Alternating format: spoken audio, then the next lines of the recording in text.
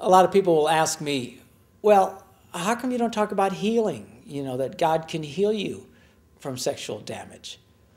Well, I believe God can heal anybody from anything. I've no problem with that.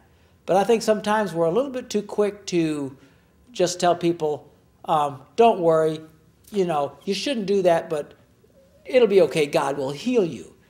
Not everybody gets healed.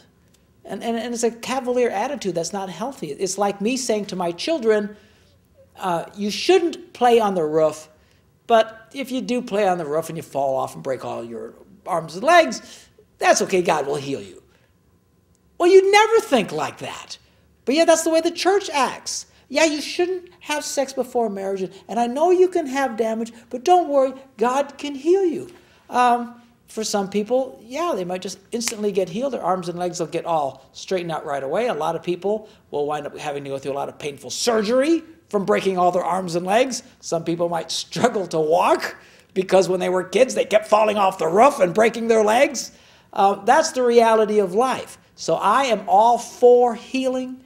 According to your faith, let it be done unto you. God can do wonderful things of healing in your heart and in your life. But, you know, the reality is not everybody gets that kind of a miracle. And let me add this as well. It's interesting that the Bible talks about human beings being made up of three parts, just like God is Father, Son, and Holy Spirit. We too have a body, we have a soul, our mind, our intellect, and then we have a spirit. Our spirit is instantly changed when we come to a place of faith. That's why it's referred to as being born again. It's like something happens to you. Physically, God can touch and transform you and do miracles in you physically, as I just mentioned.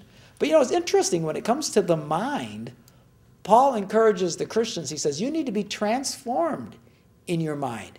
Well, how, Paul? How do I do that? Just lay hands on me and God's going to instantly change the way I think? No. He says you need to be transformed by the renewing of your mind. You need to change the way you think. And it's interesting that a lot of the sexual damage that I'm talking about isn't really physical damage. I mean, sometimes there is. That's really the easy healing. It's the soul. It's the mental part of our heads. And the Bible doesn't talk a whole lot about instant healing in your head. It talks about you changing the way you think, being renewed deliberately and intentionally. And that's what I'm talking to couples about. Those who have struggled in this area because of damage that they picked up before they got married, because they got involved in sexual things before. A lot of it's all here.